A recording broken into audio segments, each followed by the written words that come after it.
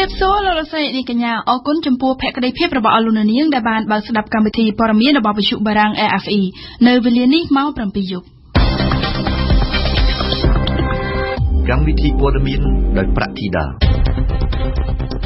ลีกาโดลบจาวกุมโรงจูบสตรีขนมปนตนีเกียกราวมูลให้ตรบัตสกรรมภิบขณะปะแตงปีกรงจูบนี้ในថ្ងៃศกมนสกัสลานในสัปดาห์กรอยรีไอปรมีนอันตรจิตอินโดนีเซียตัวจาวสำนักดอกโดเนตัวระบาดรัฐพิบาลออสเตรเลียอเมริกคอมปรังปุญจุลสัมปนมิตรอาหรับได้บารมปีกาขัดโจจิตนี้ระเวียงอเมริกนึ่งอิหร่าน RFIในថ្ងៃទី5មីនានេះអង្គការលីកាដូបានប្រកាសលុបចោលកម្មវិធីទិវាសិទ្ធិនារីអន្តរជាតិនៅក្នុងពន្ធនាគារនៅទូទាំងប្រទេសជាកម្មវិធីដែលអង្គការការពារសិទ្ធិមនុស្សមួយនេះតែងតែធ្វើឡើងនៅថ្ងៃទី8មីនាជារៀងរាល់ឆ្នាំដើម្បីផ្ដល់សម្ភារៈចាំបាច់មួយចំនួននិងការកំសាន្តផ្សេងៗដល់ស្ត្រីដែលកំពុងតែជាប់ពន្ធនាគារលីកាដូបានលើកហេតុផលថាការលុបចោលនេះគឺដោយសារតែអគ្គនាយកដ្ឋានពន្ធនាគារនៃក្រសួងមហាផ្ទៃបានរឹតបន្តឹងលើសកម្មភាពរបស់ខ្លួនក៏ប៉ុន្តែក្រសួងមហាផ្ទៃអះអាងថាការរដ្ឋបတ်នេះធ្វើឡើងក្រោមហេតុផលបញ្ហាសន្តិសុខវណ្ណសកុនធាជូនព័ត៌មានលម្អិតការសម្រេចនេះបានធ្វើឡើងបន្ទាប់ពីអគ្គនាយកដ្ឋានពន្ធនាគារនៃក្រសួងមហាផ្ទៃបានសម្រេចមិនឲ្យអង្គការលីកាដូធ្វើសកម្មភាពបានទូលំទូលាយជាមួយស្ត្រីនៅក្នុងពន្ធនាគារដោយដែលខ្លួនធ្លាប់ធ្វើជារៀងរាល់ឆ្នាំដែលអង្គការនេះតែងតែបានរៀបចំកម្មវិធីកំសាន្តផ្សេងៗនៅក្នុងពន្ធនាគារដូចជាការថ្លែងសន្ទរកថាការលេងល្បែងកំសាន្តការរាំរបាំប្រពៃណីការសម្ដែងរបស់ស្ត្រីកំពុងជាប់ឃុំនិងការផ្ដល់នូវសម្ភារៈចាំបាច់មួយចំនួនដល់អ្នកទាំងនោះផងដែរតាមសេចក្តីប្រកាសព័ត៌មានរបស់ខ្លួននៅថ្ងៃទី5មីនានេះអង្គការលីកាដូបានបញ្ជាក់ថាការរដ្ឋបတ်លើសកម្មភាពប្រារព្ធទិវាសិទ្ធិនារីអន្តរជាតិនៅក្នុងពន្ធនាគារបានចាប់ផ្ដើមធ្វើឡើងតាំងពីឆ្នាំមុនមកម្ល៉េះក៏ប៉ុន្តែគ្រាន់តែនៅក្នុងឆ្នាំ2015នេះការរដ្ឋបတ်របស់អគ្គនាយកដ្ឋានពន្ធនាគារនៃក្រសួងមហាផ្ទៃបានធ្វើឡើងកាន់តែខ្លាំងថែមទៀតលោកស្រីពងជឿកិច្ចនាយិកាអង្គការលីកាដូបានមានប្រសាសន៍ថានៅឆ្នាំនេះអគ្គនាយកដ្ឋានពន្ធនាគារនៃក្រសួងមហាផ្ទៃបានសម្រេចឲ្យបុគ្គលិកអង្គការលីកាដូជាជនជាតិខ្មែរតែ5នាក់ប៉ុណ្ណោះចូលទៅក្នុងពន្ធនាគារដើម្បីចែកជូនកញ្ចប់សម្ភារៈចាំបាច់ទៅដល់ស្ត្រីអ្នកកំពុងជាប់ឃុំជាងនេះទៅទៀតអគ្គនាយកដ្ឋានពន្ធនាគារមិនអនុញ្ញាតឲ្យមានការសំណេះសំណាលឬការរៀបចំកម្មវិធីកំសាន្តផ្សេងៗដោយលើកមុននោះទេជាមួយគ្នានេះដែរអ្នកនាងនូសំអនអ្នកគ្រប់គ្រងគម្រោងពន្ធនាគារនៃអង្គការលីកាដូបានបន្ថែមថាការរដ្ឋបတ်នេះកាន់តែធ្វើឲ្យអ្នកកំពុងជាប់ឃុំដែលឯកោស្រាប់ទៅហើយនោះកាន់តែឯកោខ្លាំងថែមទៀតអគ្គនាយកដ្ឋានពន្ធនាគារនៃក្រសួងមហាផ្ទៃមិនអាចតាក់ទងសុំការអធិប្បាយជុំវិញករណីនេះបាននោះទេនៅថ្ងៃប្រហ័សទី5មីនានេះក៏ប៉ុន្តែលោកខៀវសុភ័ក្រអ្នកនាំពាក្យក្រសួងមហាផ្ទៃបានបញ្ជាក់ថាការសម្រេចរដ្ឋបတ်លើសកម្មភាពរបស់អង្គការលីកាដូនេះគឺបានធ្វើឡើងដោយគោរពទៅតាមច្បាប់និងបទបញ្ជាផ្ទៃក្នុងនៃពន្ធនាគារជាពិសេសគឺគិតពីបញ្ហាសន្តិសុខនៅក្នុងពន្ធនាគារតែម្ដងលោកស្រីពងជឿកិច្ចបានសម្ដែងការសោកស្ដាយយ៉ាងខ្លាំងចំពោះការសម្រេចរបស់អគ្គនាយកដ្ឋានពន្ធនាគារនៃក្រសួងមហាផ្ទៃនេះដោយបានលើកឡើងថាវាជាការខាតបង់មួយចំពោះស្ត្រីដែលកំពុងជាប់ពន្ធនាគារតែយ៉ាងណាក៏ដោយលោកស្រីនាយិកាអង្គការលីកាដូបានគូបញ្ជាក់ថានៅឆ្នាំក្រោយលោកស្រីនឹងធ្វើការស្នើសុំទៅកាន់អគ្គនាយកដ្ឋានពន្ធនាគារម្ដងទៀតក៏ប៉ុន្តែបើនៅតែមានការរដ្ឋបတ်បែបនេះទៀតនោះលីកាដូនឹងគោរពទៅតាមការសម្រេចរបស់គណៈកម្មការគ្រប់គ្រងរបស់ខ្លួនថាតើត្រូវធ្វើបែបណាមួយនោះសមាគមអាត់ហុកនៅព្រឹកថ្ងៃទី5មីនានេះបានរៀបចំអបអរទិវាសិទ្ធិនារីអន្តរជាតិជាលើកទី104នៅទីស្នាក់ការរបស់ខ្លួនតាមសមាគមអាត់ហុកនៅក្នុងឆ្នាំ2014កន្លងទៅសមាគមអាត់ហុកបានទទួលបណ្ដឹងពាក់ព័ន្ធទៅនឹងករណីអំពើហិង្សាក្នុងគ្រួសារចំនួន149ករណីហើយក្នុងនោះហិង្សារហូតដល់ស្លាប់មានចំនួន17ករណីនិងធ្ងន់ធ្ងរចំនួន132ករណីក្នុងនោះសមាគមអាត់ហុកបានអន្តរាគមន៍និងជួយជនរងគ្រោះក្នុងការធ្វើពាក្យបណ្ដឹងដើម្បីលែងលះទៅតុលាការចំនួន65ករណីនិងផ្ដន្ទាទោសដាក់ពន្ធនាគារចំនួន49ករណីហើយជនរងគ្រោះស្នើសុំលែងលះនៅអាជ្ញាធរមូលដ្ឋាន22ករណីនិងផ្សះផ្សា13ករណីតាមសមាគមនេះស្ថានភាពអំពើហិង្សានៅតែមានភាពសាហាវបើទោះបីជាមានច្បាប់ស្តីពីការទប់ស្កាត់អំពើហិង្សាក្នុងគ្រួសារនិងកិច្ចការពារជនរងគ្រោះតាំងតែពីឆ្នាំ2005ហើយក្តីហើយក្រៅពីនោះសមាគមនេះក៏បានកត់សម្គាល់ថាការរំលោភសេពសន្តិវៈទៅលើស្ត្រីនិងកុមារ ការជួញដូរផ្លូវភេទការជួញដូរកម្លាំងពលកម្មស្ត្រីនៅក្រៅប្រទេសក៏មិនមានការថយចុះផងដែរនៅរសៀលថ្ងៃទី5មីនានេះលោកនាយករដ្ឋមន្ត្រីហ៊ុនសែនបានចូលរួមជាអធិបតីនៅក្នុងសន្និសីទចក្ខុវិស័យប្រទេសកម្ពុជាឆ្នាំ2015ស្ដីពីសហគមន៍សេដ្ឋកិច្ចអាស៊ានឆ្នាំ2015និងតទៅអនាគតនិងរបៀបវារៈកំណែទម្រង់កម្មវិធីនេះរៀបចំដោយវិទ្យាស្ថានបណ្ដុះបណ្ដាលនិងស្រាវជ្រាវដើម្បីអភិវឌ្ឍកម្ពុជានិងធនាគារ ANZ កម្មវិធីនេះបានធ្វើឡើងនៅក្នុងសន្តាគារ Sofitel ក្នុងទីក្រុងភ្នំពេញដែលឡែកក្រុមការងារគណៈបកប្រជាជនកម្ពុជានិងគណៈបកសង្គ្រោះជាតិនឹងជួបប្រជុំគ្នាជាលើកចុងក្រោយនៅថ្ងៃសុក្រទី6មីនាស្អែកនេះដើម្បីពិភាក្សាអំពីដំណើរការនៃការរៀបចំសិក្ខាសាលាថ្នាក់ជាតិស្ដីពីច្បាប់ថ្មីចំនួន2ដែលបកទាំងពីរបានព្រៀងរួចសុនមេសាជូនព័ត៌មានពិស្ដានៅថ្ងៃសុក្រទី6មីនាស្អែកនេះគណៈបកទាំងពីរនឹងដឹកនាំក្រុមការងារថ្នាក់បច្ចេកទេសជួបប្រជុំគ្នាជជែកពីកិច្ចដំណើរការជារួមស្ដីពីសិក្ខាសាលាថ្នាក់ជាតិដែលគ្រោងធ្វើនៅថ្ងៃច័ន្ទដើមសប្តាហ៍ក្រោយលោកគួយប៊ុនរឿនប្រធានក្រុមការងារគណៈបកសង្គ្រោះជាតិបានលើកឡើងថាការជួបប្រជុំគ្នានេះគឺដើម្បីបង្កើតចេញជារបៀបរបបនៃការធ្វើសិក្ខាសាលាក៏ដូចជាការបញ្ជាក់គោលជំហររួមគ្នាដើម្បីការពារច្បាប់ទាំងពីរដែលគណៈបកកណ្ដាលអំណាចនិងគណៈបកប្រឆាំងបានសម្រេចរួចច្បាប់ទាំងពីរដែលរួមមានច្បាប់នៃកិច្ចដំណើរការនិងការប្រព្រឹត្តទៅនៃគណៈកម្មាធិការជ្រៀបចំការបោះឆ្នោតនិងច្បាប់ស្តីពីការជ្រើសតាំងតំណាងរាស្ត្រលោកសឹកប៊ុនហុកសមាជិកចរចានៃគណៈបកប្រជាជនកម្ពុជាបានបន្ថែមថាកិច្ចពិភាក្សានៅថ្ងៃសុក្រនោះគឺនឹងលើកឡើងពីកិច្ចដំណើរការជារួមដែលរួមមានអ្នកចូលរួមនិងរបៀបវារៈជាដើមបើតាមសមាជិកគណៈបកប្រជាជនកម្ពុជារូបនេះអ្នកចូលរួមអាចចុះឈ្មោះជាបណ្ដានៅអគ្គលេខាធិការដ្ឋានរដ្ឋសភាដើម្បីចូលរួមថ្ងៃសិក្ខាសាលាសូមបញ្ជាក់ថាគណៈបកជាប់ឆ្នោតទាំងពីរគ្រោងនឹងបើកសិក្ខាសាលាថ្នាក់ជាតិដើម្បីសុំយោបល់លើវិសោធនកម្មច្បាប់ស្តីពីការបោះឆ្នោតនៅថ្ងៃច័ន្ទដើមសប្តាហ៍ក្រោយដើម្បីបង្ហាញដល់សាធារណមតិនិងសុំយោបល់ពីអ្នកជំនាញការបោះឆ្នោតផងដែរ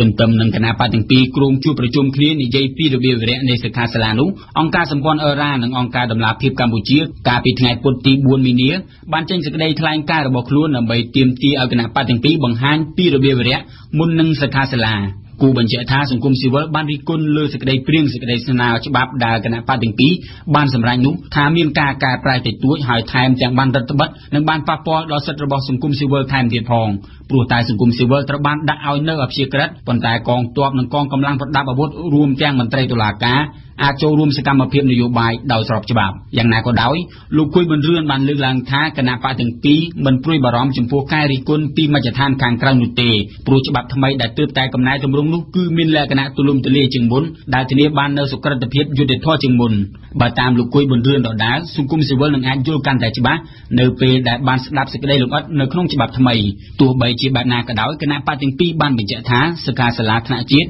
ដែលគ្រោងធ្វើឡើងនៅសប្តាហ៍ក្រោយក៏នឹងទទួលយកចំណុចកែលម្អបន្ថែមលើចំណុចខ្វះខាតនៃច្បាប់ថ្មីផងដែរ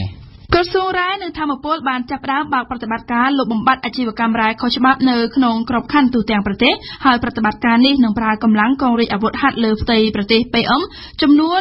612នាក់ដោយចាប់ដៃជាមួយនឹងកម្លាំងប៉ូលីសទាហាននិងស្ថាប័នតុលាការជាច្រើនទៀតប្រតិបត្តិការនេះនឹងបញ្ចប់ទៅត្រឹមដំណាច់ត្រីមាសទី1នៃឆ្នាំ2015វ៉ាសំណប់លំអិតព័ត៌មាននេះអ្នកនាំពាក្យកងរាជអាវុធហត្ថលើផ្ទៃប្រទេសលោកខេងទីតូបានប្រកាសថាចាប់ពីថ្ងៃទី5ខែមីនាឆ្នាំ2015នេះកងរាជអាវុធហត្ថលើផ្ទៃប្រទេសនឹងបញ្ជូនកងកម្លាំងរបស់ខ្លួនប្រដាប់ដោយអាវុធគ្រប់ដៃចំនួន612នាក់ដើម្បីពង្រឹងការអនុវត្តច្បាប់លុបបំបាត់ការជីករ៉ែអនាធិបតេយ្យគ្រប់ប្រភេទនៅទូទាំងប្រទេសនៅក្នុងប្រតិបត្តិការនេះកម្លាំង PM ទាំង612នាក់នឹងចាប់ដៃសហការជាមួយនឹងកម្លាំងប៉ូលីសទាហានក្រសួងរ៉ែនិងធម្មពលនិងស្ថាប័នតុលាការផងដែរដោយធ្វើការចោះទៅត្រួតពិនិត្យដោយផ្ទាល់នៅគ្រប់ខេត្តក្រុងទាំងអស់ពីសកម្មភាពនៃការជីកនិងធ្វើអាជីវកម្មរ៉ែនៅក្នុងក្របខ័ណ្ឌទូទាំងប្រទេសយោងតាមសេចក្តីសម្រេចមួយកាលពីថ្ងៃទី8មករាឆ្នាំ2015លោកស៊ុយសែមរដ្ឋមន្ត្រីក្រសួងរ៉ែនិងធម្មពលបានសម្រេចបង្កើតក្រុមការងារចំនួន3ដើម្បីចោះត្រួតពិនិត្យនិងធ្វើអធិការកិច្ចលើសកម្មភាពសិក្សាស្រាវជ្រាវនិងធ្វើអាជីវកម្មរ៉ែនិងរ៉ែសំណង់គ្រប់ប្រភេទក្នុងនោះក្រុមទី1ដឹកនាំដោយលោកមេងសធិរារដ្ឋលេខាធិការក្រសួងរ៉ែនិងធម្មពលដែលចោះទៅកាន់ខេត្តកំពង់ចាមខេត្តត្បូងឃ្មុំមណ្ឌលគិរីរតនគិរី ក្រចេះនិងខេត្តស្ទឹងត្រែងក្រុមទី2ដឹកនាំដោយលោកហូវិចិត្រចុះទៅកាន់ខេត្តកំពង់ធំខេត្តព្រះវិហារសៀមរាបឧត្តរមានជ័យបន្ទាយមានជ័យបៃលិនខេត្តបាត់ដំបងពោធិ៍សាត់និងខេត្តកំពង់ឆ្នាំងហើយក្រុមទី3ដឹកនាំដោយលោកដិតទីណាចុះទៅកាន់ខេត្តកំពង់ស្ពឺកំពតកែបកោះកុងតាកែវខេត្តស្វាយរៀងព្រៃវែងកណ្ដាលនិងរាជធានីភ្នំពេញក្រុមការងារទាំង3ត្រូវបញ្ចប់ការងាររបស់ខ្លួនឲ្យបានមុនដំណាច់ត្រីមាសទី1នៃឆ្នាំ2015ដោយធ្វើរបាយការណ៍សរុបជូនក្រសួងពាណិជ្ជនិងវិតម្លៃការងារបច្ចេកទេសការការពារបរិស្ថាននិងភាពអនុលោមទាំងឡាយផ្សេងៗទៀតដើម្បីសម្រាប់ចាត់វិធានការបន្តក្រសួងរាយនឹងធម្មពលបានចាត់ទុកថាប្រតិបត្តិការនេះគឺយោងទៅតាមភាពចាំបាច់របស់ក្រសួងហើយថាការអភិវឌ្ឍធនធានរាយប្រកបដោយចីរភាពជាកត្តាចាំបាច់ដើម្បីជៀសវាងការខាតបង់ដល់ផលប្រយោជន៍ជាតិនិងប្រជាពលរដ្ឋគួរជម្រាបជូនថាមុនពេលមានប្រតិបត្តិការនេះប្រមាណជា 2-3 ខែមុនរូបភាពជាច្រើនសន្លឹកស្ដីពីការធ្វើអាជីវកម្មរាយយ៉ាងអនាធិបតេយ្យបានកើតឡើងនៅក្នុងព្រៃចំការកៅស៊ូក្នុងខេត្តរតនគិរីដែលបង្កឡើងដោយជនជាតិវៀតណាមត្រូវបានគេបង្ហោះនៅលើទំព័របណ្ដាញព័ត៌មានសង្គម Facebook ដែលនាំឲ្យមានការរិះគន់យ៉ាងខ្លាំងចំណាត់ការបឋមក៏ត្រូវបានធ្វើឡើងផងដែរប៉ុន្តែប្រតិបត្តិការជាទ្រង់ទ្រាយធំបែបនេះទើបតែបានធ្វើឡើងជាលើកទី1អាជ្ញាធរអប្សរានឹងកាត់មែកឈើនិងដើមឈើនៅតាមបណ្ដោយផ្លូវជាតិលេខ6ជុំវិញប្រាសាទបាគងនិងវងតូចវងធំនៅក្នុងខេត្តសៀមរាបនេះបើយោងតាមសេចក្តីជូនដំណឹងរបស់អាជ្ញាធរជាតិអប្សរាចុះថ្ងៃទី4មីនាម្សិលមិញតាមអាជ្ញាធរអប្សរាមូលហេតុនៃការកាប់នេះគឺដើម្បីបញ្ជាគ្រោះថ្នាក់ជាយថាហេតុដល់ភ្ញៀវទេសចរនៅតាមដងផ្លូវព្រោះក្រុមអង្គការនឹងស្រាវជ្រាវហានិភ័យដើមឈើនៃនាយកដ្ឋានគ្រប់គ្រងព្រៃឈើរបស់អាជ្ញាធរអប្សរាបានរកឃើញថាដើមឈើទាំងនោះនឹងអាចបាក់រលំបង្កជាគ្រោះថ្នាក់ហើយដើមឈើមួយចំនួនក៏បានងាប់និងមួយចំនួននៅសល់តែមានមែកធំៗទេមកលើផ្លូវដែលអាចបាក់ដួលរលំគ្រប់ពេលនៅពេលដែលមានខ្យល់ឬក៏ភ្លៀងធំពិព័រណ៍ស្ដីអំពីការទប់ទល់នឹងការប្រែប្រួលអាកាសធាតុបានកំពុងតែបើកសម្ពោធនៅថ្ងៃប្រហ័សទី5មីនានេះនៅឯវិទ្យាស្ថានបារាំងការតាំងពិព័រណ៍នេះបានចាប់ផ្ដើមពីម៉ោង 6:30 នាទីល្ងាចហើយពិព័រណ៍នេះនឹងបន្តរហូតដល់ថ្ងៃទី30មីនាចុងខែនេះពិព័រណ៍នេះគឺជាការបង្កើតឡើងដោយទីភ្នាក់ងារអភិវឌ្ឍបារាំង AFD រួមជាមួយនឹងមូលនិធិ Good Planet Foundation លោកនាងអាចចូលរួមទស្សនាពិព័រណ៍នេះបានដោយសេរីនៅឯវិទ្យាស្ថានបារាំងជាផ្ដើមព័ត៌មានអន្តរជាតិដោយនាយកអំពីប្រទេសឥណ្ឌូនេស៊ីនិងអូស្ត្រាលីរដ្ឋាភិបាលអូស្ត្រាលីបានស្នើដោះដូរអ្នកទោសជាមួយនឹងប្រទេសឥណ្ឌូនេស៊ីនៅថ្ងៃប្រហ័សនេះគឺប៉ុន្មានម៉ោងក្រោយដែលអ្នកទោសជាតិអូស្ត្រាលី2រូបនឹងត្រូវបញ្ជូនទៅកាន់កោះហ្សាវ៉ាដើម្បីរងចាំការប្រហារជីវិតយោងតាមកាសែតអូស្ត្រាលីរដ្ឋមន្ត្រីការបរទេសអូស្ត្រាលីគឺអ្នកស្រី Julia Bishop បានទូរស័ព្ទទៅសមាភិកឥណ្ឌូនេស៊ីដើម្បីនិយាយដោះស្រាយពីការដោះដូរអ្នកទោសអូស្ត្រាលី2នាក់ក៏ប៉ុន្តែសំណើរបស់រដ្ឋាភិបាលអូស្ត្រាលីត្រូវបានរដ្ឋមន្ត្រីការបរទេសឥណ្ឌូនេស៊ីបដិសេធមិនទទួលយកយើងស្ដាប់ឈៀងបុផានៅព្រឹកព្រលឹមថ្ងៃប្រហ័សនេះនាយករដ្ឋមន្ត្រីអូស្ត្រាលីលោកតូនីអាបតបានចូលរួមនៅក្នុងពិធីស្មឹងស្មាតមួយនៅរដ្ឋសភាដែលរៀបចំឡើងដើម្បីសូមឲ្យលោកប្រធានាធិបតីឥណ្ឌូនេស៊ីមានសេចក្តីអត់ឱនដល់អ្នកទោសជាតិអូស្ត្រាលី2រូបដែលឥណ្ឌូនេស៊ីកំពុងគ្រោងប្រហារជីវិតនៅប៉ុន្មានថ្ងៃខាងមុខនៅថ្ងៃនេះដដែលកាសែតនៅក្នុងស្រុករបស់អូស្ត្រាលីបានចុះផ្សាយថារដ្ឋមន្ត្រីការបរទេសអូស្ត្រាលីក៏បានទូរស័ព្ទទៅប្រមុខការបរទេសឥណ្ឌូនេស៊ីដើម្បីសូមឲ្យរដ្ឋាភិបាលរបស់ប្រទេសនេះពិចារណាពីរឿងដោះដូរអ្នកទោសតាមកាសែតរដ្ឋាភិបាលអូស្ត្រាលីលើកឡើងពីការដោះដូរអ្នកទោសឥណ្ឌូនេស៊ីដែលអូស្ត្រាលីចាប់បាននៅក្នុងទឹកដីអូស្ត្រាលីហើយនឹងកាត់ទោសឲ្យជាប់គុកនៅក្នុងបទជួញដូរគ្រឿងញៀនដូចគ្នានេះដែរក៏ប៉ុន្តែភាគីឥណ្ឌូនេស៊ីតាមរយៈអនុរដ្ឋមន្ត្រីការបរទេសបានបដិសេធមិនទទួលយកសំណើរបស់អូស្ត្រាលីនិងបានបដិញ្ញាអនុវត្តទោសប្រហារជីវិតទៅតាមបញ្ជារបស់លោកប្រធានាធិបតីឥណ្ឌូនេស៊ីសំណើដោះដូរអ្នកទោសរបស់អូស្ត្រាលីធ្វើឡើងនៅមួយថ្ងៃក្រោយប៉ូលីសឥណ្ឌូនេស៊ីចាប់បញ្ជូនអ្នកទោសគ្រឿងញៀនអូស្ត្រាលីទៅនៅកោះមួយដើម្បីរងចាំថ្ងៃប្រហារជីវិត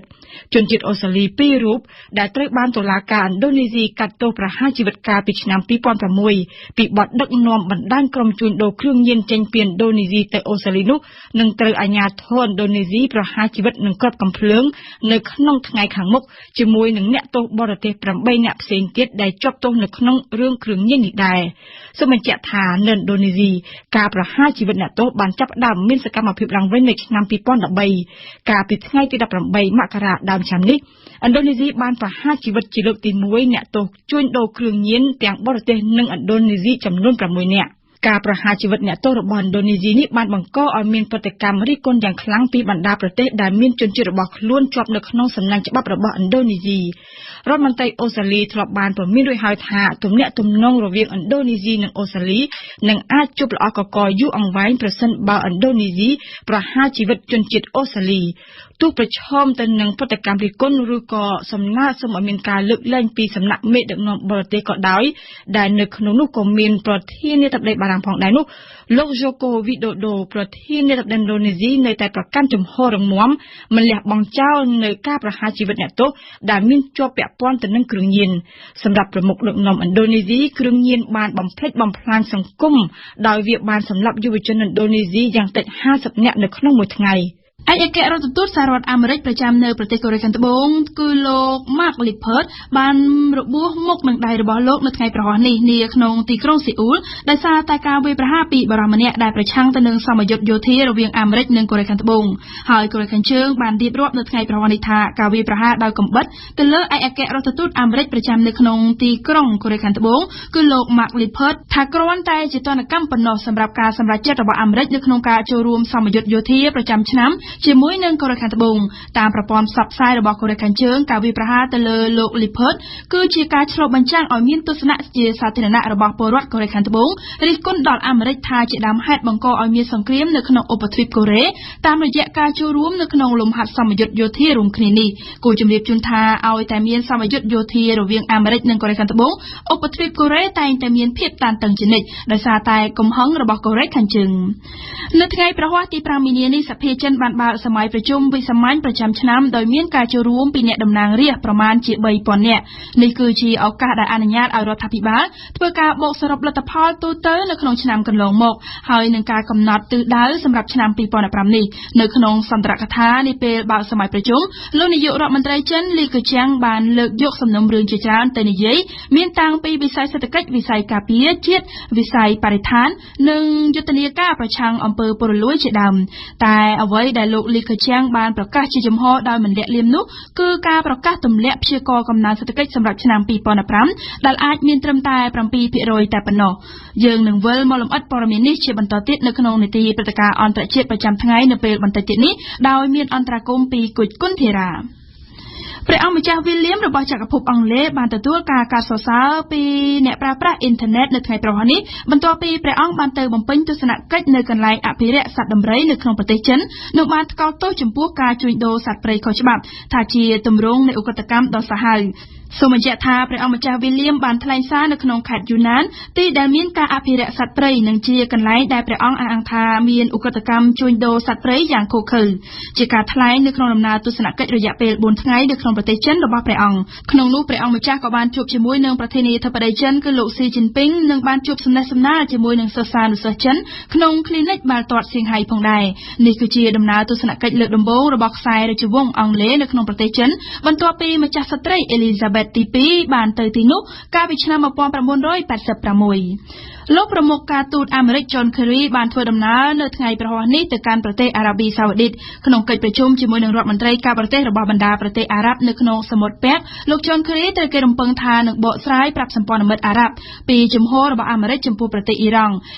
់ដែលដឹកមុខដោយក្រុមនិកាយកាន់សាសនាស៊ីអ៊ីតជាគូប្រជែងយ៉ាងសំខាន់របស់ប្រទេសអារ៉ាប់ជាពិសេសគឺអារ៉ាប៊ីសាអូឌីតដែលសម្បូរដោយក្រុមអ្នកកាន់សាសនាស៊ូនីតឈៀងបុប្ផារាយការណ៍ព័ត៌មាននេះគ្រាន់តែចប់កិច្ចប្រជុំ3ថ្ងៃស្ដីពីកម្មវិធីនុយក្លេអ៊ែរជាមួយនឹងប្រមុខការបរទេសអ៊ីរ៉ង់រដ្ឋមន្ត្រីការបរទេសអាមេរិកលោក John Kerry បានចេញដំណើរភ្លាមទៅប្រទេសអារ៉ាប៊ីសាអូឌីតនៅថ្ងៃប្រហ័សនេះលោក John Kerry ត្រូវជួបប្រជុំជាមួយនឹងរដ្ឋមន្ត្រីការបរទេសរបស់ប្រទេសអារ៉ាប់ទាំង6នៃឈូងសមុទ្រពាក់នៅមូលដ្ឋានទ័ពអាកាសនៅក្នុងទីក្រុងរីយ៉ាតនៅអារ៉ាប៊ីសាអូឌីតកិច្ចប្រជុំស្ដីពីការប្រឆាំងទៅនឹងក្រុមជីហាតឬក៏វិបត្តិនៅប្រទេសយេម៉ែនគឺជាប្រធានបទដែលលោក John Kerry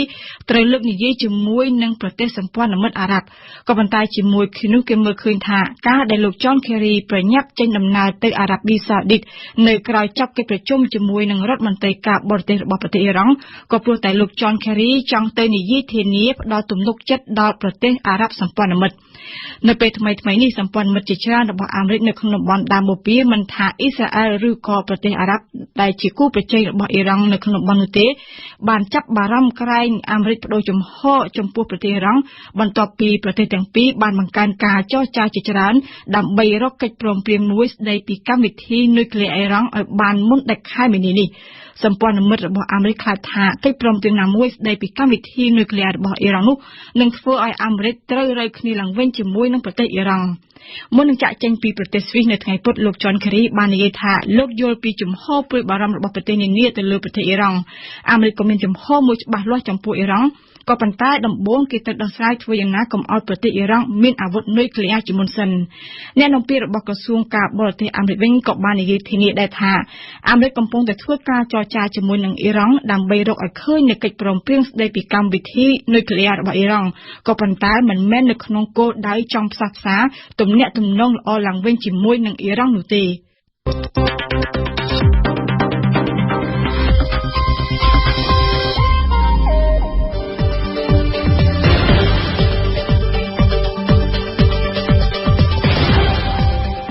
វិទ្យុបារាំង RFI ភ្នំពេញ 92 MHz សៀមរាប 92 MHz បាត់ដំបងក្រុងព្រះសីហនុនិងកំពង់ចាម 94.5 MHzលោកនាងស្ដាប់ជាទីមេត្រីជាបន្តទៀតនេះលោកនាងនឹងបានស្ដាប់កម្មវិធីផ្សាយរបស់យើងដែលក្នុងនោះរួមមានដំបូងគឺជានីតិភ្ញៀវប្រចាំថ្ងៃដែលរៀបចំជូនដោយអែមៀកនៅថ្ងៃនេះមៀកបានជួបសម្ភាសជាមួយនឹងលោកផៃស៊ីផានរដ្ឋលេខាធិការនៃទីស្តីការគណៈរដ្ឋមន្ត្រីកម្ពុជាកិច្ចសម្ភាសនៅរាត្រីនេះផ្ដោតទៅលើបដិវត្តពណ៌ក្រោយមកគឺជានីតិព្រឹត្តិការណ៍អន្តរជាតិប្រចាំថ្ងៃដែលគុជគុនធីរ៉ានឹងអត្ថាធិប្បាយអំពីសភាចិនបើកសម័យប្រជុំប្រចាំឆ្នាំបន្ទាប់មកទៀតលោកនាងនឹងបានស្ដាប់នីតិបទយូការបស់អឹមណាវិនដែលនិយាយអំពីហេងស៊ុយនំអន្សមខ្មែរជាប់ក្នុងកំណត់ត្រា Guinness Book នៅក្នុងឆ្នាំនេះនឹងចុងបញ្ចប់នៃកម្មវិធីព័ត៌មានរបស់យើងគឺជានីតិខ្ញុំនិយាយពីភាសាភ្ញៀវប្រចាំថ្ងៃភ្ញៀវរបស់វិទ្យុបារាំងអន្តរជាតិ AFE នៅថ្ងៃប្រហ័សនេះគឺលោកផៃស៊ីផានរដ្ឋលេខាធិការនៃទីស្តីការគណៈរដ្ឋមន្ត្រីកម្ពុជាជាអ្នកនាំពាក្យឲ្យស្ថាប័នរដ្ឋាភិបាលផងលោកផៃស៊ីផានបានបញ្យល់ថាបដិវត្តពណ៌ជាយុទ្ធសាស្ត្ររបស់អាមេរិកនិងជាគ្រោះថ្នាក់សម្រាប់កម្ពុជាលោករដ្ឋលេខាធិការដែលទទូចឲ្យប្រជាជនកម្ពុជាស្គាល់ចលនានេះឲ្យបានច្បាស់បានអះអាងផងដែរថាបដិវត្តអហិង្សាដែលមាននានាការប្រឆាំងនឹងនីតិរដ្ឋនោះទទួលបរាជ័យនៅកម្ពុជាតទៅនេះសូមស្ដាប់បទសម្ភាសន៍រវាងអែមៀកនិងលោកផៃស៊ីផានខ្ញុំសូមជម្រាបសួរអាយដាមផៃស៊ីផានបាទសូមជម្រាបសួរខ្ញុំសូមថ្លែងអំណរគុណចំពោះអាយដាមរដ្ឋលេខាធិការនិងអ្នកនាំពាក្យនៃទីស្តីការគណៈរដ្ឋមន្ត្រីកម្ពុជាដែលអញ្ជើញមកដល់បន្ទប់ផ្សាយរបស់វិទ្យុបារាំងអន្តរជាតិ RFE ក្នុងនាមជាភ្ញៀវរបស់យើងនៅរាត្រីថ្ងៃប្រហ័សនេះអាយដាមនៅថ្ងៃទី24ខែកុម្ភៈឆ្នាំ2015នៅឯក្រសួងព័ត៌មានកម្ពុជាប្រធានបទបដិវត្តពណ៌ត្រូវបានលើកយកមកបង្ហាញនៅក្នុងសិក្ខាសាលាមួយស្ដីពីមន្ត្រីព័ត៌មាននិងអ្នកនាំពាក្យសកម្មអាយដាមជាគ្រូឧទ្ទេសម្នាក់ដែលបង្ហាញអំពីពិសោធន៍ពិភពលោកចំពោះបដិវត្តពណ៌និងអំពីលទ្ធិប្រជាធិបតេយ្យជួបនឹងបដិវត្តពណ៌ក្នុងការផ្លាស់ប្ដូររបបនិងអ្នកដឹកនាំហើយម្សិលមិញនេះទៀតលោកនាយករដ្ឋមន្ត្រីកម្ពុជាបានប្រកាសឲ្យកងកម្លាំងប្រដាប់អាវុធត្រូវការពាររដ្ឋធម្មនុញ្ញជាតិសាសនាព្រះមហាក្សត្រនិងរាជរដ្ឋាភិបាលស្របច្បាប់តែត្រូវទប់ស្កាត់បដិវត្តពណ៌ដែលប៉ុនប៉ងដណ្ដើមអំណាចដោយខុសច្បាប់ឬធ្វើឲ្យកម្ពុជាធ្លាក់ក្នុងសង្គ្រាមស៊ីវិលគ្មានញញើដៃហេតុអ្វីបានជារដ្ឋាភិបាលកម្ពុជាផ្ដោតការយកចិត្តទុកដាក់លើបដិវត្តពណ៌នេះម្លេះនៅពេលនេះឯកឧត្តមបាទជាការពិតរាជរដ្ឋាភិបាលយើងបានឆ្លងជាដំណាក់កាលច្រើនហើយអំពីអ្វីទៅជារោគសញ្ញានៃបដិវត្តពណ៌ដែលកើតមាននៅក្នុងរាជាណាចក្រកម្ពុជាយើងលើកនេះគឺប្រជាពលរដ្ឋលោកត្រូវតែដឹងត្រូវតែយល់ហើយត្រូវតែត្រៀមលក្ខណៈមួយដើម្បីថែរក្សាអ្វីដែលយើងបានចំណាយទាំងអាយុជីវិតចំណាយទាំងអ្វីទាំងអស់ក្នុងការថែរក្សាស្រុកយើងឲ្យវិលត្រឡប់មកឯសន្តិភាពវិញហើយយើងជិះឲ្យផុតពីរឿងបដិវត្តដែលយើងបានឆ្លងផុតដែលជាវិនិស្សកម្មរហូតទៅដល់ប្រទេសកម្ពុជាខ្លាយទៅជាអេលៀនពិឃាតដែលយើងបានឃើញហើយយើងបានសមត្ថភាពទាំងអស់គ្នាបានរៀបចំរហូតមកដល់ពេលយើងកំពុងផ្សព្វផ្សាយនេះគឺបដិវត្តពណ៌បានកើតហើយនៅក្នុងរាជាណាចក្រកម្ពុជាក៏តែការលើកនេះគឺក្នុងន័យផ្សះផ្សាជាតិក្នុងការដឹងយល់ទាំងអស់គ្នាដើម្បីស្វែងរកចំណុចកណ្ដាលមួយនាំគ្នាទាំងអស់គ្នាយល់ឃើញថាទាំងអស់គ្នាជាប្រជាជាតិតែមួយហើយយើងអត់ទៅការបដិវត្តណាកើតសារជាថ្មីទៀតនៅក្នុងរាជាណាចក្រកម្ពុជាទេបាទអាយដាមការពិតទៅវិបត្តិនយោបាយដែលកើតឡើងក្រោយការបោះឆ្នោតជាតិឆ្នាំ2013ត្រូវបានដោះស្រាយដោយគណៈបកប្រជាជនកម្ពុជានិងគណៈបកសង្គ្រោះជាតិដោយវប្បធម៌សន្តិនិកហើយគណៈបកទាំងពីរក៏បានឯកភាពគ្នាច្រើន ច្រើនចំណុចរហូតដល់ដោះស្រាយបញ្ហាផ្សេងៗដែលកើតមានដូចជាកំណែទម្រង់ច្បាប់បោះឆ្នោតកំណែទម្រង់ច្បាប់ស្តីពីការរៀបចំនិងការប្រព្រឹត្តទៅនៃគណៈកម្មាធិការជាតិរៀបចំការបោះឆ្នោតនិងការកែលម្អបញ្ចប់វិបត្តិនយោបាយក្រោយការបោះឆ្នោតទៀតដូច្នេះវាមិនមែនជាអ្វីដែលកម្ពុជាត្រូវខ្វាយខ្វល់អំពីបដិវត្តពណ៌ដែលធ្វើឲ្យទាំងឬក៏ដែលធ្វើឲ្យមានការប្រឡាប់ចាក់នៅក្នុងប្រទេសទេ បាទខ្ញុំយល់នៅក្នុងសាច់រឿងនេះហើយខ្ញុំសូមជម្រាបជូនស្អីទៅបដិវត្តពណ៌ហ្នឹងគឺជាទស្សនវិជ្ជាថ្មីដែលគេហៅថាសង្គ្រាមត្រជាក់ដែលកើតឡើងដោយយកពាក្យថាអហិង្សាបញ្ជូនការខ្លាចទៅជាហិង្សាហើយជាដែលយើងអាចថាចលនាថ្មីរបស់មហាជននៅក្នុងសម័យកាលថ្មីនេះក្នុងការធ្វើឲ្យមានការផ្លាស់ប្ដូររបបអាស្រ័យហេតុដូច្នេះយើងសិលលើពាក្យប្ដូររួចស្រេចទៅហើយនៅពេលធ្វើយុទ្ធនាការបោះឆ្នោតពីដើមទីយើងឃើញមានការតិចតុកមិនព្រមចូលទទួលស្គាល់លទ្ធផលនៃការបោះឆ្នោតយើងឃើញអត់បានចូលរួមធ្វើអ្វីដែលបានចែងដោយច្បាប់និងនីតិរដ្ឋដូច្នេះបដិវត្តពណ៌វាជាសកម្មភាពរបស់មហាជនអានេះជាចលនាមហាជនមួយដែលជាក្រុមជាវងដើម្បីទៅប្រយុទ្ធជាមួយនឹងនីតិរដ្ឋដូច្នេះយើងឃើញថាអ្វីដែលកើតមានឡើងគេអត់និយាយពីច្បាប់គេអត់និយាយគេធ្វើជារបៀបឧទាមបំផិតបំភ័យធ្វើឲ្យមានឧបសគ្គទាំងពីសេដ្ឋកិច្ចទាំងពីការរស់នៅភាពសង្សានរបស់ប្រជាពលរដ្ឋផងយើងបដិវត្តពណ៌នឹងគឺជាផលិតផលរបស់សហរដ្ឋអាមេរិកផលិតផលសហរដ្ឋអាមេរិកនឹងគឺការចាប់ផ្ដើមតាំងពីឆ្នាំ1983គឺនៅពេលដែលគេត្រៀមលក្ខណៈដើម្បីបំបត្តិប្លុកលោកខាងលិចលោកខាងកើតក៏ប៉ុន្តែកាលមុនហ្នឹងគេធ្វើឲ្យមានរង្គោះរង្គើនៅសម្ដាប់ធ្នាប់ពិភពលោកហ្នឹងតាមរយៈហិង្សាតាមអាវុធតែក្រោយមកគេអត់ប្រើពាក្យហិង្សាទេគេដោយសារថាពាក្យថាប្រឆាំងនឹងកុម្មុយនីសឬប្រឆាំងនឹងពួកដែលសង្គមនិយមឬប្រឆាំងជាមួយប្រទេសណាមួយដែលមិនអោយតម្លៃទៅដល់ពួកខាងលិចប្រឆាំងតាពាក្យអហិង្សានេះឯងដើម្បីឲ្យមានភាពរង្គោះរង្គើនៅក្នុងតែសង្គមណាមួយដែលរង្គោះរង្គើគេទទួលបានមកវិញគឺអំណាចការងារទូតនៅក្នុងការសម្របសម្រួលដូច្នេះក្នុងឧទាហរណ៍ស្រាប់យើងឃើញថាបន្ទាប់ពីការបោះឆ្នោតមកគណៈបកដែលបានសម្លេងតិចហ្នឹងក៏តែងតែយកអ្វីដែលជាការព្រមឬមិនព្រមរបស់បរទេសដែលគេអត់ទាន់ឲ្យអំណាចនៃប្រជាពលរដ្ឋក្នុងការបញ្ចេញឆន្ទៈជាសកលនៅពេលបោះឆ្នោតនេះអានេះជាចំណុចម្ដុំដែលយើងសង្កេតឃើញហើយបន្ទាប់ពីឆ្នាំ1983មកគេបាននិយាយច្បាស់ណាស់នៅក្នុងចលនាបដិវត្តពណ៌គេតែងតែនិយាយពីការលើកដំកើងអ្វីទៅគឺលទ្ធិប្រជាធិបតេយ្យអានេះការលើកដំកើងប្រជាធិបតេយ្យតាមរយៈចលនាមហាជននេះឯងហើយយើងឃើញទីក្រុង Washington ហ្នឹងគឺតែងតែចូលរួមជាមួយនឹងជួយឧបត្ថម្ភជាមួយនឹងគណៈបកដែលมันមានតន់មានណៃឬគណៈបកប្រឆាំងដែលគេនិយាយពណ៌ពិសេសហើយអ្វីដែលជារបៀបវិរៈនយោបាយរបស់គេគឺគេជួយពួកខាងហ្នឹងហើយនៅក្នុងជួយពួកខាងហ្នឹងយើងឃើញ Washington បានរៀបចំអង្គការច្រើនណាស់ដូចខ្ញុំបានសរសេរជាឯកសារសម្រាប់មើលជាអង្គការក្រៅរដ្ឋាភិបាលរហូតដល់ពីអាយដាមកឹមសុខាដែលលោកជាប្រធាន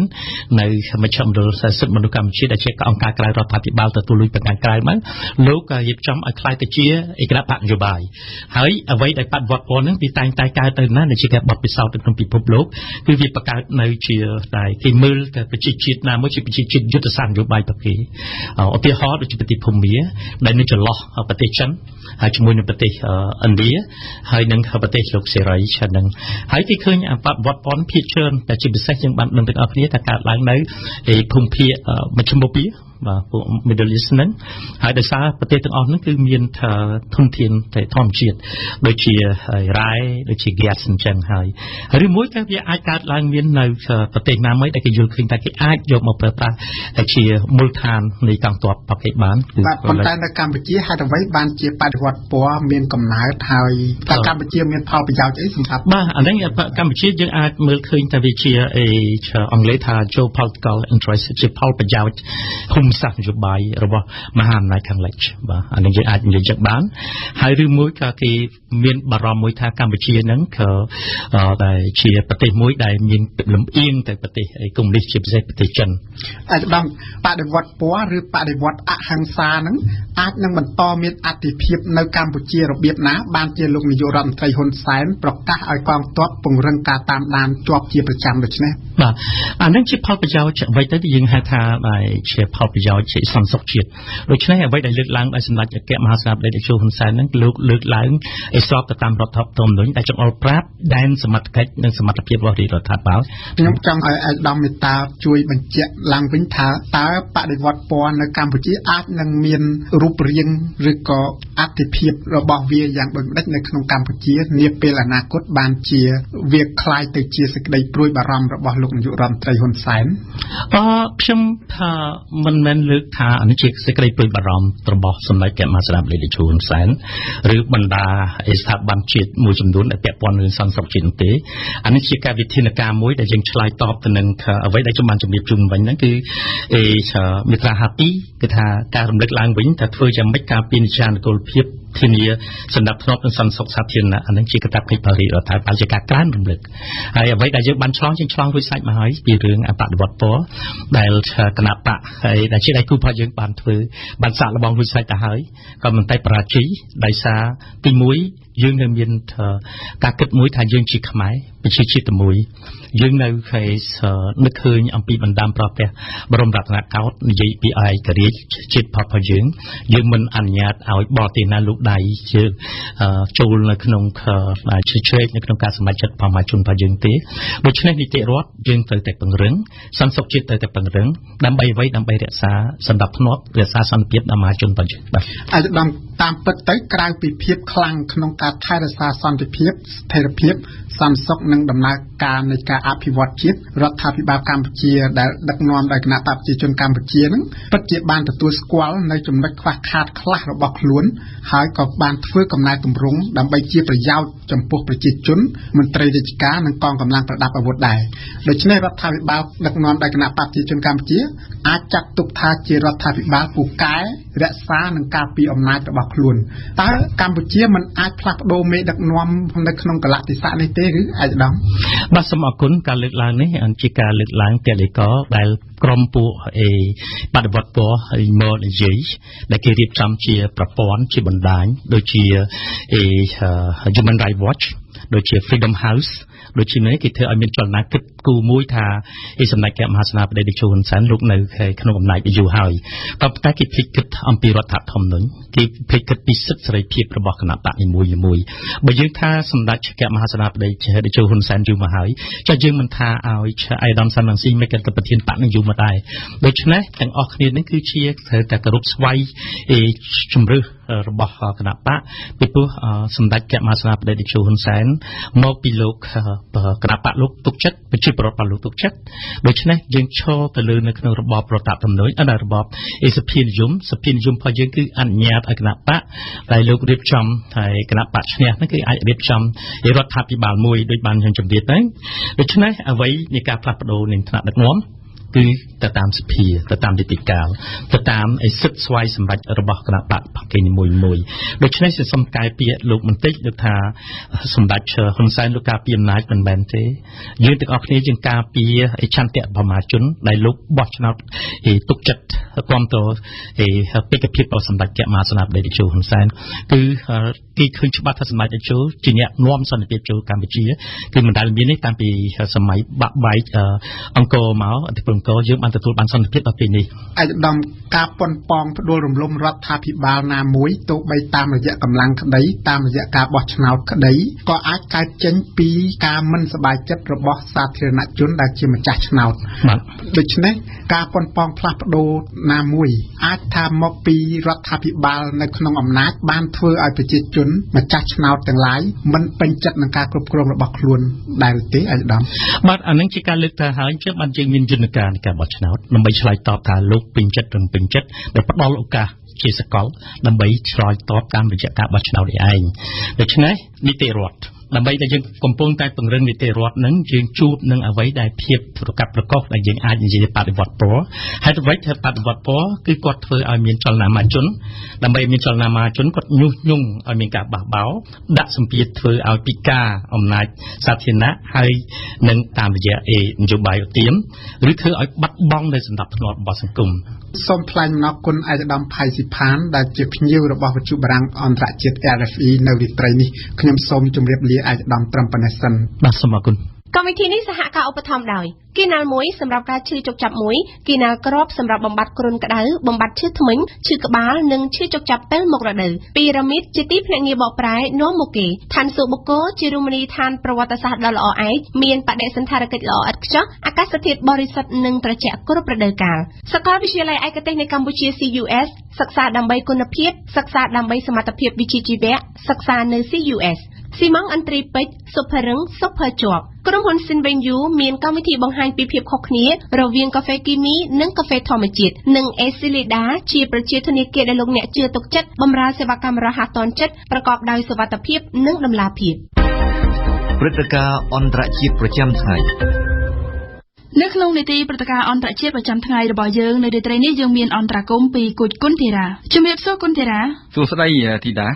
គុណធីរ៉ាតើមានកត្តាអ្វីខ្លះដែលបានជំរុញឲ្យលោកនាយករដ្ឋមន្ត្រីចិនលីខឺឈាំងនឹងចេញមុខប្រកាសថាកំណើនសេដ្ឋកិច្ចចិនសម្រាប់ឆ្នាំ2015អាចមានត្រឹមតែ 7% គត់ចឹងធីតាមានហេតុផលជាច្រើនដែលអាចបញ្ជាក់ពីការថ្លែងរបស់លោកនាយករដ្ឋមន្ត្រីចិនលីខឺឈាំងពេលនេះតែគេក៏ត្រូវដឹងថា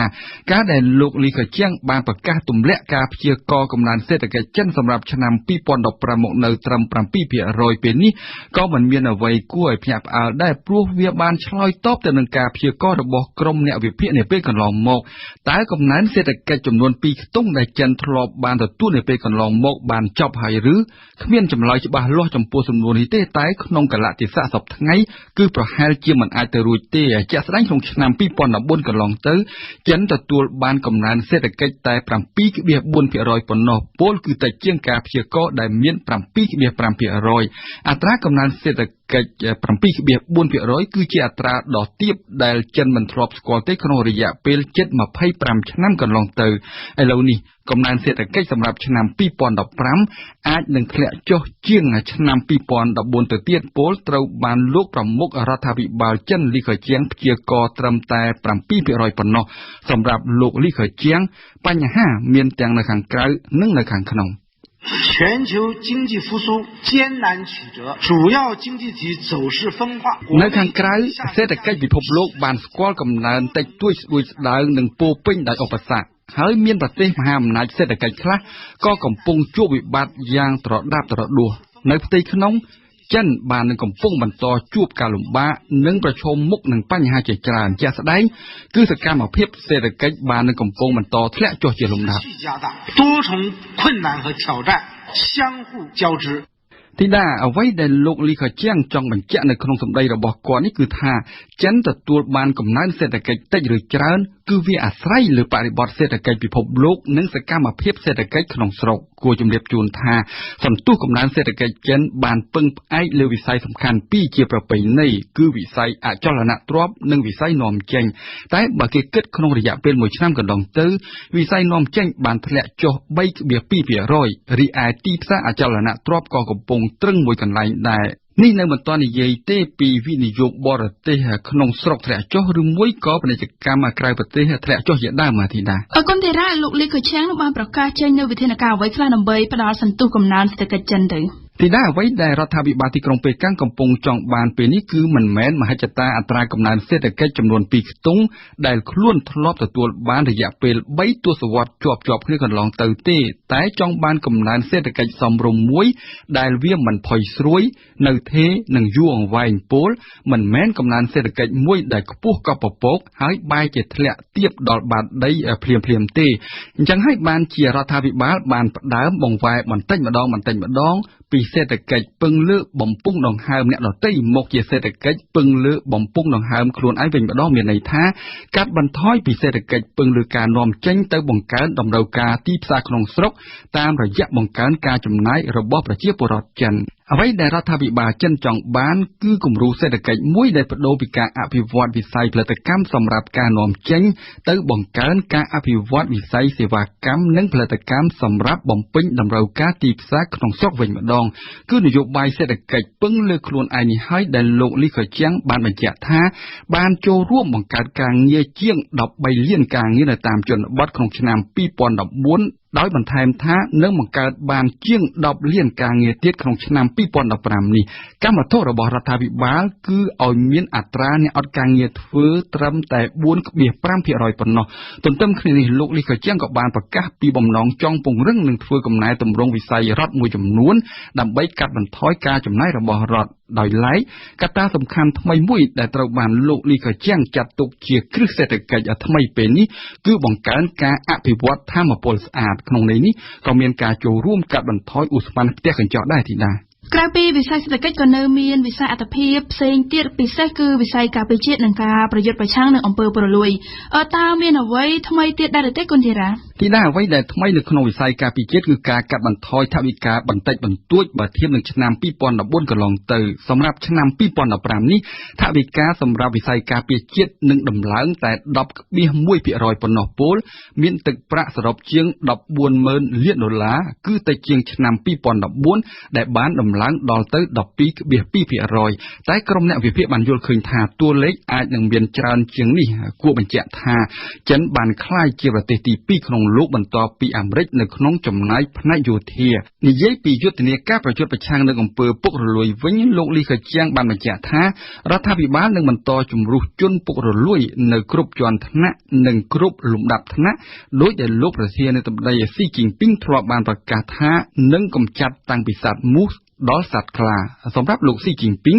អំពើពុករលួយជាសភាវៈអាក្រក់ដែលគំរាមអនាគតគណៈបកទល់និងរបបកុម្មុយនីសចិនសប្តាហ៍ថ្ងៃអាទិត្យតាចាអរគុណគុណធីរ៉ាចំពោះបទអន្តរាគមន៍នៅរាត្រីនេះបទយកកា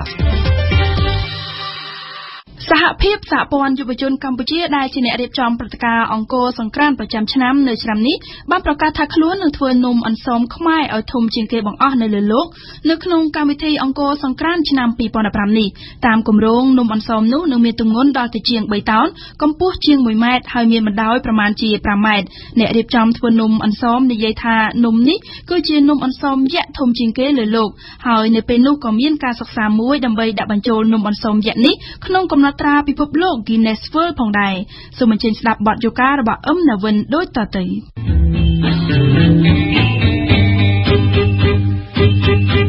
ក្រោយតែលើបទចម្រៀងនេះយើងបាននឹកទៅដល់រសជាតិនំអន្សមរបស់ខ្មែរនោះភ្លាមទៅហើយនំអន្សមដែលធ្វើពីស្រូវដំណើប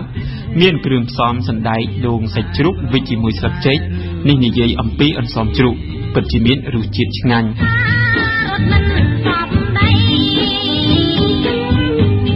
បរិវត្តខ្មែរធ្លាប់វិចនំអន្សមប៉ុនកដៃខជើងប៉ុន្តែនៅពេលនេះមានមនុស្សមួយក្រុមបានប្រកាសពីការវិចអន្សមដល់ទៅមានអង្កត់ផ្ចិតប្រវែង1ម៉ែត្រនិងបណ្ដោយប្រវែងជាង5ម៉ែត្រសរុបទម្ងន់ដល់ទៅជាង3តោនឯណោះសហភាពសហព័ន្ធយុវជនកម្ពុជា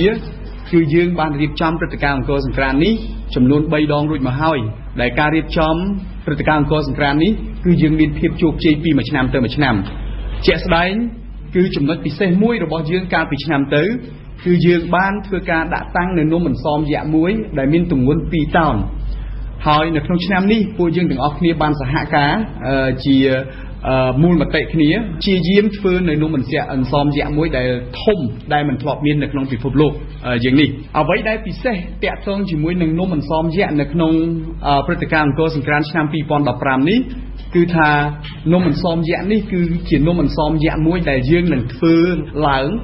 មានលក្ខណៈខ្មែរស្របតាមប្រពៃណីទំនៀមទម្លាប់ខ្មែរហើយមានលក្ខណៈធំជាងគេដែលមិនធ្លាប់មាននៅក្នុងពិភពលោកនៅពេលទទួលបានព័ត៌មានបែបនេះលោកអ្នកអាចស្រមៃថានំអន្សមនេះមានទំហំប៉ុណ្ណាមិនបាច់រងចាំដល់រដូវភ្ជុំនោះទេនៅក្នុងឱកាសពិធីបុណ្យចូលឆ្នាំថ្មីប្រពៃណីជាតិនាខែមេសាខាងមុខនេះនៅលើទឹកដីអង្គរលោកអ្នកអាចនឹងភ្លក់រសជាតិនំអន្សមយក្សនេះបានខ្ញុំសូមធ្វើការជូនព័ត៌មានទៅបងទាំងអស់គ្នាដែលជាអ្នកសារព័ត៌មានដែរថាព្រឹត្តិការណ៍នៅថ្ងៃនេះក៏ដូចជាការគ្រោងធ្វើនំអន្សមយក្សមួយដែលមិនធ្លាប់មាននៅក្នុងពិភពលោកគឺអាចធ្វើទៅរួចដោយសារតែមានការចូលរួមពីសំណាក់ដៃគូរបស់យើងសំខាន់មួយចំនួនក្នុងការគណៈកម្មការរៀបចំធ្វើនំអន្សមយក្សបានប្រកាសពីការវិចអន្សមយក្សធំជាងគេនៅលើលោកនេះកាលពីថ្ងៃទី4មីនាកន្លងមកនេះសន្និសីទថ្ងៃនេះក៏យើងចង់បង្ហាញពីឆន្ទៈរបស់យុវជនដែលដូចផ្ដើមឡើងដោយសហភាពសហព័ន្ធយុវជនកម្ពុជានៅក្នុងការស្រុះស្រួលគ្នាបង្កើតនៅឆន្ទៈរួម ក្នុងការលើកស្ទួយប្រពៃណីវប្បធម៌កោះរំលងឡើងវិញនៅវប្បធម៌យើងជាពិសេសគឺវប្បធម៌នៅក្នុងការធ្វើនំអន្សមដែលជាប្រពៃណីទំនៀមទម្លាប់របស់ប្រជាជាតិកម្ពុជាយើងតាំងពីយូរលង់ណាស់មកហើយអន្សមយៈត្រូវបានរៀបចំឡើងដោយសហភាពសហព័ន្ធយុវជនកម្ពុជាដោយលោកសោមរតនាអ្នកនាំពាក្យព្រឹត្តិការណ៍អង្គរសង្ក្រាន្តលើកឡើងដូច្នោះថានេះជាលើកទី2ហើយដែលសហភាពសហព័ន្ធយុវជនកម្ពុជាបានវិចអន្សមដ៏ធំបែបនេះឡើងអន្សមយៈជាផ្នែកមួយដ៏សំខាន់នៅក្នុងព្រឹត្តិការណ៍អង្គរសង្ក្រាន្តព្រឹត្តិការណ៍អង្គរសង្ក្រាន្តដែលរៀបចំឡើងដោយយុវជនមួយក្រុមដែលភាគច្រើនជាកូនចៅរបស់ថ្នាក់ដឹកនាំនៃរដ្ឋាភិបាលនាពេលបច្ចុប្បន្ននេះមិនខុសពីឆ្នាំមុននោះទេអង្គរសង្ក្រាន្តឆ្នាំ2015នេះនឹងមានរៀបចំនៅលើទឹកដីអង្គរដដែលហើយនំអន្សមយៈកាន់តែមានអត្ថន័យសម្រាប់ព្រឹត្តិការណ៍សិល្បៈវប្បធម៌ប្រចាំឆ្នាំនោះអ្នកចូលរួមវិចអន្សមយៈមានច្រើនភាគីក្នុងនោះមានតំណាងក្រសួងពាណិជ្ជកម្មសហព័ន្ធស្រូវអង្ករកម្ពុជាសមាគមចុងភៅកម្ពុជាភាគីទាំងអស់ខ្លះផ្ដល់បច្ចេកទេសគំនិតថវិកាខ្លះផ្ដល់អង្ករខ្លះជាអ្នកចំអិននំអន្សមយៈនោះសូមលោកអ្នកស្ដាប់ខាងចុងភៅមើលថាតើនំអន្សមយៈនោះមានរូបរាងយ៉ាងម៉េចហើយការវិចខ្ចប់ការចំអិនគេធ្វើរបៀបណាចឹងឆ្នាំនេះក្រុមសមាគមយើងខ្ញុំនឹងរៀបចំក្រុងការធ្វើអន្សម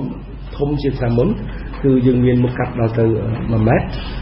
យើងមានទំហំមុខកាត់1ម៉ែត្រហើយយើងមានបានរហូតដល់5ម៉ែត្រហើយសម្រាប់បន្ទុកធាតុដើមនៃការធ្វើសរុបទាំងអស់វាចូលរហូតដល់ទៅ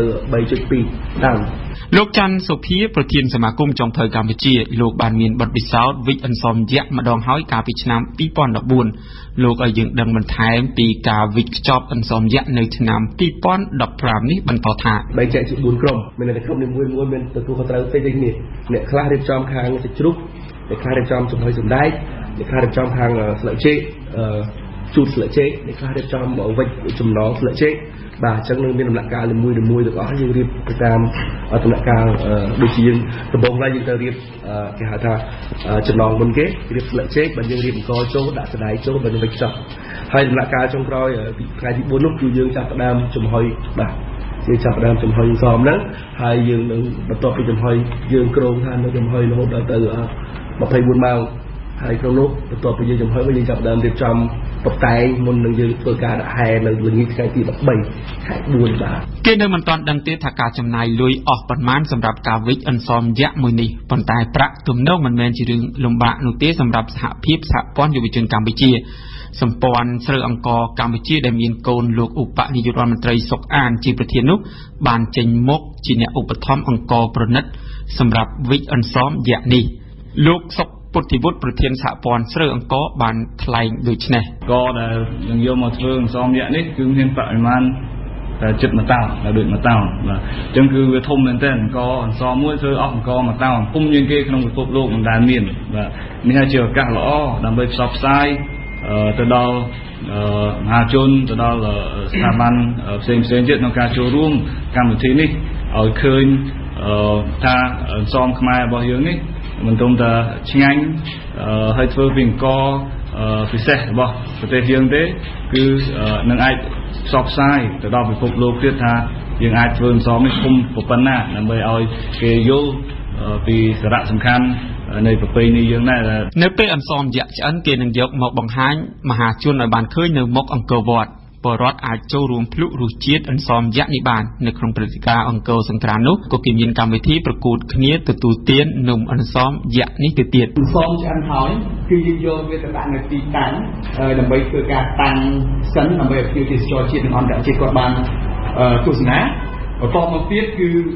ផ្អែកទៅលើលក្ខណៈបច្ចេកទេសដែលយើងគិតថាគួរទៅដល់ពេលនឹងធ្វើការចែកជូនហើយគឺយើងនឹងធ្វើការចែកជូនទៅសាធារណជនដែលគាត់ចូលរួមនៅក្នុងពិធីនេះគាត់ហូបដោយជាចង់ដល់ឆ្អិនសុំភ្លងបានទេដោយមានការលើកឡើងពីដំបូងមកហើយថានំអន្សមយៈរបស់សហព័ន្ធសហភាពយុវជនកម្ពុជានៅឆ្នាំនេះជាអន្សមយៈធំជាងគេនៅលើលោកស្រួលមិនស្រួលនំអន្សមខ្មែរនេះអាចជាប់នៅក្នុងសិភៅកំណត់ត្រាពិភពលោកGuinness Book ទៅទៀតការយើងធ្វើអន្សមនេះធំជាងឆ្នាំទៅគឺដើម្បីទាក់ទាញភ្ញៀវទេសចរហើយគោលបំណងរបស់យើងសំខាន់មួយទៀតនោះគឺយើងនឹងកំពុងតែធ្វើការសិក្សាទៀតបោះមួយជំហានទៀតជាមួយនឹង World Guinness Report ថាតើពួកយើងនឹងអាចមានលទ្ធភាពចុះឈ្មោះអន្សមនេះដើម្បីបំបែកអត្តសញ្ញាណពិភពលោកបានឬអត់ ខ្ញុំនិយាយពីភាសា Chronique bilingue នៅក្នុងនីតិខ្ញុំនិយាយពីភាសានៅថ្ងៃនេះហេតុសម្បត្តិសូមរៀបរាប់ប្រាប់លោកអ្នកនាងអំពីទូនាទីភាសាអង់គ្លេសនៅក្នុងមហាវិទ្យាល័យច្បាប់ Francophone នៅកាណាដាសូមអញ្ជើញស្ដាប់ដូចតទៅប្រទេសកាណាដាជាប្រទេសដែលមានភាសាជាតិពីរគឺភាសាបារាំងនិងអង់គ្លេសប៉ុន្តែថាភាសាទាំងពីរនេះស្មើគ្នាចំពោះមុខច្បាប់តែមិនមែនបានសេចក្តីថាខេត្តទាំង10និងទឹកដីទាំង3របស់កាណាដាទាំងអស់និយាយភាសាទាំងពីរនេះស្មើគ្នានោះទេហើយចំណោមប្រជាជនកាណាដាជាង35លាន7សែននាក់មានត្រឹមតែជាង5លាន8សែននាក់ប៉ុណ្ណោះដែលបានប្រកាសថាអាចនិយាយនិងប្រើភាសាទាំងពីរនេះបានដូចគ្នានេះបើតាម statistic កាណាដាកាលពីឆ្នាំ2011ម្យ៉ាងទៀតការតម្រូវឲ្យប្រើប្រាស់ភាសាទាំងពីរនៅតាមស្ថាប័នរដ្ឋនិងនៅក្នុងអត្ថបទច្បាប់ជារឿងមួយតែការប្រកួតប្រជែងនិងការអភិរក្សនិងអភិវឌ្ឍនៃភាសានីមួយៗជារឿងមួយផ្សេងទៀតLe Québec est une province francophone où plusieurs universités ne dispensent qu'en langue française, telle que l'Université de Montréal. ថ្មីនេះមានសំណួរមួយចោទឡើងស្ដីពីគំនិតប្រឈមពីរម្យ៉ាងចង់ឲ្យសាកលវិទ្យាល័យប្រើភាសាបារាំងមួយនេះបង្កើតមុខវិជ្ជាមួយចំនួននៅក្នុងវិស័យច្បាប់ជាភាសាអង់គ្លេសជាប្រយោជន៍ទាក់ទាញនិស្សិតនិងសាស្ត្រាចារ្យអន្តរជាតិព្រមទាំងបង្កើនសមត្ថភាពខាងភាសាដល់និស្សិតច្បាប់ក្នុងភាសាជាតិទាំងពីរតែម្យ៉ាងទៀត d'autre part une autre opinion croit que l'idée de modifier le cursus du baccalauréat en droit dans le but d'offrir certains cours en anglais ne paraît pas nécessairement être une amélioration à la formation donnée à la faculté, surtout dans le contexte actuel de compression budgétaire. គំនិតនីមួយៗសុទ្ធតែមានអំណះសមហេតុផលរៀងៗខ្លួននិងសុទ្ធតែត្រូវបានបោះពុម្ពផ្សាយនៅក្នុង Journal Pigeon Dissident ប្រចាំខែកុម្ភៈរបស់និស្សិតមហាវិទ្យាល័យច្បាប់នៃសាកលវិទ្យាល័យ Montréal អត្ថបទទី1មានចំណងជើងថា L'offre de cours de droit en anglais une idée qui rate la cible និពន្ធដោយ François Lissangay និងអត្ថបទមួយទៀតមានចំណងជើងថា Des cours en anglais en pas nécessaire vers l'amélioration de notre cursus point d'interrogation និពន្ធដោយ Mathieu Santos Boufa អ្នកទាំងពីរសុទ្ធសឹងតែជានិស្សិតច្បាប់នៃសាកលវិទ្យាល័យនេះ Ces deux articles sont à mes yeux très bons articles très bien écrits avec des raisonnements et arguments très convaincants mais qui ne se retrouvent pourtant pas dans le même ordre d'idées. C'est donc un très bon exemple d'un exercice de raisonnement et d'argumentation pour les étudiants en droit. នៅក្នុងអត្ថបទទី1លោក Gay បានយល់ឃើញថាមិនមានការចាំបាច់ដែលសាលាគួរកែប្រែកម្មវិធីសិក្សាថ្នាក់បរិញ្ញាបត្រដើម្បីបញ្ចូលមុខវិជ្ជាច្បាប់មួយចំនួនជាភាសាអង់គ្លេសនោះទេដោយហេតុថាច្បាប់នៅខេត្ត Québec មានលក្ខណៈជាច្បាប់ទ្វេប្រព័ន្ធនិងជាពីរភាសា en système bijuridique bilingue ដែលច្បាប់នីមួយៗរបស់ខេត្ត Québec និងរបស់រដ្ឋសហព័ន្ធកាណាដាសុទ្ធតែអនុម័តជាភាសាបារាំងផងនិងជាភាសាអង់គ្លេសផងចំណែកសេចក្តីសម្រេចតុលាការវិញក៏អាចធ្វើឡើងក្នុងភាសាណាមួយចំណោមភាសាទាំងពីរនេះផងដែរ L'auteur nous fait remarquer également que la fréquence des jugements en anglais est plus élevée dans le domaine de droit relevant de la compétence du Parlement fédéral,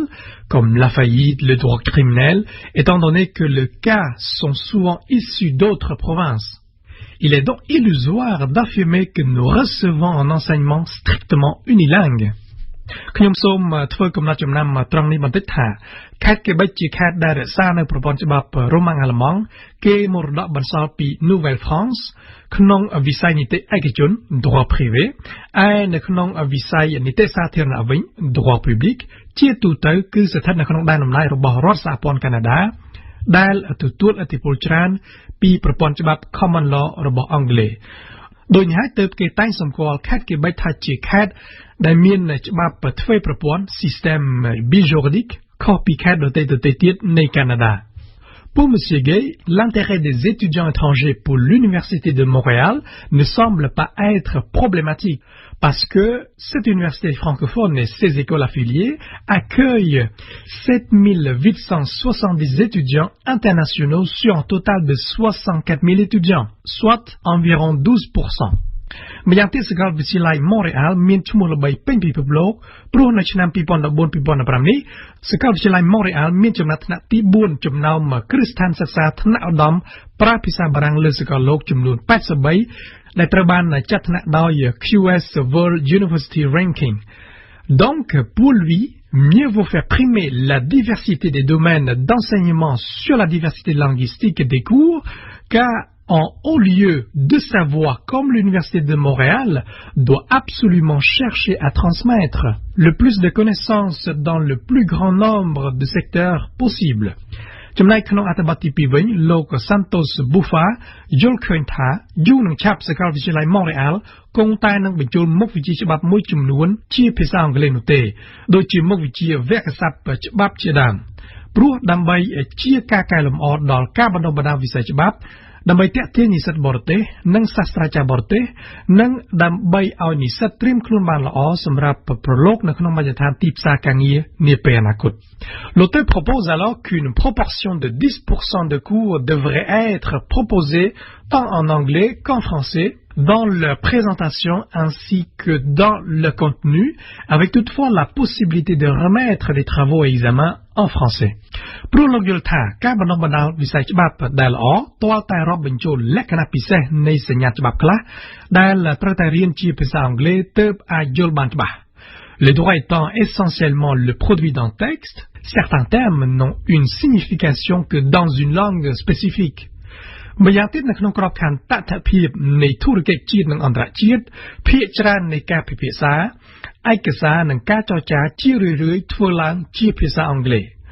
លោកក៏បានធ្វើសេចក្តីសន្និដ្ឋានដោយផ្ដល់សក្តានុពលសំខាន់ដល់ពហុភាសានិងដោយរក្សានូវគុណតម្លៃនៃភាសាបារាំងសម្រាប់ខេត្ត Québec. Le multilinguisme se veut en atout et ce, peu importe le secteur d'activité de pratique. Le français collera à l'identité québécoise même en favorisant la présence de l'anglais dans nos institutions de savoir. ជារួមអត្ថបទទាំងពីរនេះផ្ដល់គុណតម្លៃដល់ភាសាអង់គ្លេសដូចគ្នាតែអ្វីដែលខុសគ្នាត្រង់ថាអត្ថបទទី1ទំនងជាមានបរិវិនិច្ឆ័យលើការយល់ដឹងភាសាអង់គ្លេសដោយនិស្សិតរៀនច្បាប់ជាភាសាបារាំងនិងយល់ថាមិនគួរមានវិធានការចាំបាច់ដើម្បីបង្កើតឲ្យមានមុខវិជ្ជាច្បាប់មួយចំនួនជាភាសាអង់គ្លេសនោះទេ ឯអត្ថបទទី2វិញបានសង្កត់ធ្ងន់លើគុណប្រយោជន៍នៃភាសាអង់គ្លេសដែលនិស្សិតរៀនច្បាប់ជាភាសាបារាំងគួរបង្កើនការយកចិត្តទុកដាក់ដោយសំណូមពរឲ្យមានរៀនមុខវិជ្ជាច្បាប់ចំនួន 10% ជាភាសាអង់គ្លេស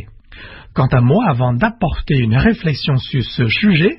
je me contenterai de décrire brièvement ce que je perçois l'interrelation entre les deux langues officielles dans le cadre de mes études à l'Université de Montréal.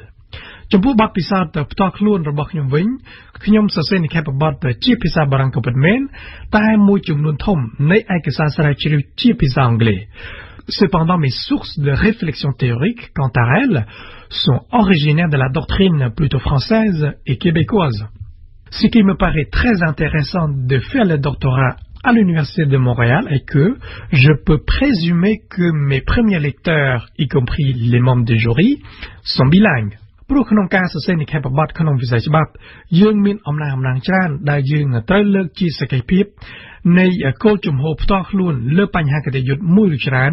ដែលនាំដល់ការបង្ហាញពីលទ្ធិនៅក្នុងវិស័យច្បាប់ទាំងក្នុងភាសាបារាំងនិងអង់គ្លេស Ce qui facilite beaucoup la tâche de rédaction de la thèse en français tout en donnant des citations à la fois en français et en anglais sans qu'il y ait besoin de traduire en passage ou une opinion doctrinale en langue française. ម្យ៉ាងទៀតគេមិនត្រូវបំភ្លេចថាភាសាអង់គ្លេសនិងភាសាបារាំងមានតួនាទីបំពេញឲ្យគ្នាទៅវិញទៅមកដ៏សំខាន់នៅក្នុងវិធីសាស្ត្របកស្រាយច្បាប់នៅកេបិចក៏ដូចជាសម្រាប់កាណាដាទាំងមូលផងដែរព្រោះតុលាការកំពូលរបស់កាណាដាជារឿយៗតែងប្រៀបធៀបអត្ថបទច្បាប់សរសេរក្នុងភាសាទាំងពីរនេះមុននឹងវិនិច្ឆ័យផ្ដល់នៃពិតប្រាកដណាមួយដល់វិធានច្បាប់ Les étudiants en droit de l'Université de Montréal sont souvent témoins de l'enseignement en droit civil où les professeurs leur lisent les deux versions du code civil pour confirmer ou préciser le contenu d'un article ou encore pour mieux comprendre des notions juridiques du code. ដូចនេះក្នុងស្ថានភាពជាក់ស្ដែងភាសាអង់គ្លេសគឺជាដៃគូដែលមិនអាចខ្វះបាននៃភាសាបារាំងនៅក្នុងការរៀនសូត្រ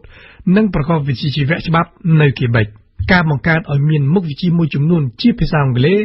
ក៏ទំនងជាវិធីមួយដ៏មានសារៈសំខាន់សម្រាប់ការផ្សព្វផ្សាយចំណេះដឹងសម្រួលដល់ការរៀនសូត្រនិងសម្រាប់អនាគតការងាររបស់និស្សិតច្បាប់ តែដោយមិនភ្លេចពីទូនីតិដ៏ចម្បងនៃភាសាបារាំងដែលជាភាសាគោលឆ្លុះបញ្ចាំងពីវប្បធម៌ច្បាប់ប្រកបដោយលក្ខណៈពិសេសនៃខេត្តកេបិចដែលគេឲ្យឈ្មោះថា Le Bijordisme bilingue du Québec លោកនាងជាទីមេត្រីយើងខ្ញុំសូមថ្លែងអំណរគុណចំពោះភក្ដីភាពរបស់លោកនាងដែលបានតាមដានស្ដាប់កម្មវិធីព័ត៌មានរបស់វិទ្យុបារាំង RFE កម្មវិធីព័ត៌មានរបស់វិទ្យុយើងរយៈពេលពេញ1ម៉ោងបានឈានដល់ទីបញ្ចប់ហើយចាប់ពីម៉ោង 8 យប់នេះតទៅលោកនាងនឹងបានស្ដាប់កម្មវិធីជាភាសាបារាំងកម្មវិធីជាខេមរៈភាសារបស់វិទ្យុយើងនឹងវិលមកជួបលោកនាងនៅម៉ោង 7 ព្រឹកស្អែកជាបន្តទៀតដែលកម្មវិធីជាដំបូងជាកម្មវិធីព័ត៌មានពេញ1ម៉ោងរៀបចំជូនដោយលីមេងហួរខ្ញុំសូមអរគុណដល់អង្គវិសាលដែលបានជួយបញ្ជាផ្នែកបច្ចេកទេសនៅពេលនេះខ្ញុំប្រាក់ធីតានិងសហការីសូមអរគុណសូមគោរពលា